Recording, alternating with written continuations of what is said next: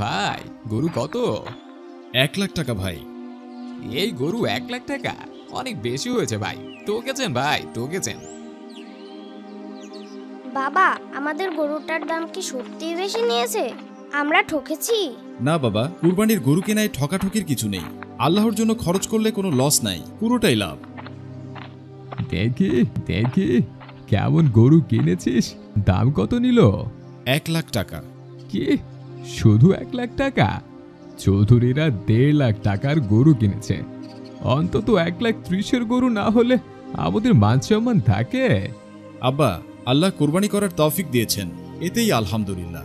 কুরবানি দিচ্ছি আল্লাহর সন্তুষ্টির জন্য, অন্য কারোর সাথে প্রতিযোগিতা করার জন্য নয়। সাকিবের বন্ধু অনেক শুয়ে শুয়ে বই পড়ার চেষ্টা করছে, তবে পড়তে পারছে না। একবার এপাশ ফিরছে, আরেকবার ওপাশ ফিরছে। বাবার চাকরিটা চলে না গেলে আমরাও কুরবানি দিতে পারতাম, আর সবার মতো আমাদের বাসাতেও মাংস রান্না হতো। এরই মাঝে রান্নাঘর থেকে খাবারের ঘ্রাণ পেয়ে অনেক খুশি হয়ে যায়।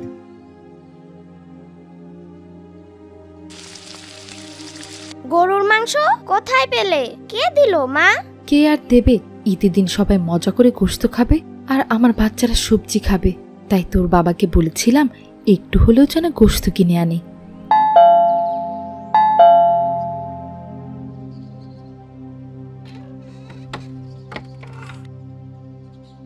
কি রে, কুরবানির সময় আসিসনি কেন? রাতে কিন্তু অবশ্যই আসবি। আন্টি, মা বাবা আপনাদের বাসার সবাইকে রাতে আমাদের বাসায় দাওয়াত দিয়েছেন। সাকিব, তোর বন্ধু অনিককে দেখছি না যে? ওরা এবার দেশের বাইরে ঈদ করছে নাকি? কয়েক মাস হলো অনেকের বাবার চাকরি নেই, এবার কুরবানি দিতে পারছে না, তাই হয়তো লজ্জায় আসেনি। ওদের জন্য গোস্তের প্যাকেট করছে তো? ওদের জন্য কেন করব? ওরা কি আমাদের আত্মীয়?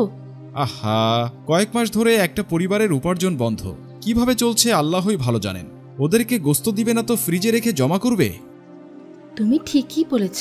বাবা সাকিব, যা এই প্যাকেটটা অনেকদের বাসায় দিয়ে আয়, আর অনেকের মাকে বলিস রাতে আমাদের বাসায় ওদের সবার দাওয়াত রইল। আরে শফিক সাহেব, ঈদের দিনেই ভর দুপুরবেলা কোথায় চললেন? আমার জন্য একজন অপেক্ষা করছে, সেখানে যাব। আপনি কোথায় যাচ্ছেন? ফকিরপাড়ার দিকে আমার দাওয়াত আছে, সেখানে যাচ্ছি। আরে আমিও তো সেদিকেই যাচ্ছি, চলুন একসাথে যাওয়া যাক। শফিক সাহেব, আমার মনে একটা প্রশ্ন জাগে, বুঝলেন? কুরবানি এটা কেমন করে ইবাদত? এত এত নিরীহ প্রাণী হত্যা, রক্তপাত। কবির সাহেব, আল্লাহ আদেশ দিয়েছেন, তাই আমরা কুরবানি করি। ভুলেই গিয়েছিলাম, আপনারা তো আবার যুক্তিতর্ক মানেন না। তবুও একটু ভেবে দেখুন, এত নিষ্ঠুরতার মাধ্যমে উৎসব পালন না করে সেই টাকা অভাবীদের দিলে তাদের কত উপকার হতো। এই যে আমার গন্তব্য চলে এসেছে, সময় থাকলে একটু আসুন আমার সাথে। আসতে এত দেরি কেন হলো বাবা? কতক্ষণ ধরে অপেক্ষা করতেছি। আপনার জন্য খিচুড়ি গোস্ত নিয়ে এলাম চাচি, আর প্রতিবারের মতো কাঁচা গোস্তও এনেছি। আল্লাহ তোমাকে ভালো রাখুক বাবা। কুরবানির ঈদ ছাড়া তো সারা বছর গোশত খেতে পাই না, তাই একটু গোশত দিয়ে চাইবো। ঈদের দিনের সেই অপেক্ষায় থাকি। আচ্ছা চাচি, আপনি এবছর ইলিশ মাছ খেয়েছেন? পুঁটি মাছই ছোটে না, আবার ইলিশ মাছ কেন? এই যে 1-2 মাস আগেই পহেলা বৈশাখ গেল, আপনাকে কেউ 1 প্লেট পান্তা ইলিশ দেয়নি? হাসাইলা বাবা, হাসাইলা। কেউ কি কোনোদিন শুনছো পহেলা বৈশাখে বড় লোকেরা গরিবকে ইলিশ মাছ খাওয়ায়? হঠাৎ পয়লা বৈশাখ নিয়ে কেন পড়লেন শফিক সাহেব? সমস্যা কি? এখানে পহেলা বৈশাখ ইস্যু না কবির সাহেব। আমি শুধু বলতে চাচ্ছি, আমরা মুসলিমরা দানও করি, জাকাতও দেই, কুরবানিও করি।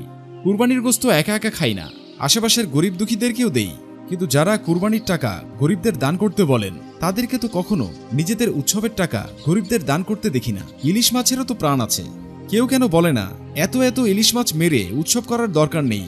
এভাবে তো ভেবে দেখিনি। শফিক সাহেব, আপনি আমার চোখ খুলে দিলেন। ঈদই আসলে সর্বজনীন উৎসব, আনন্দ ভাগাভাগি করে নেওয়ার উৎসব। আমাদের সকল মুসলমানদের উচিত আল্লাহর দেয়া বিধান মেনে চলা।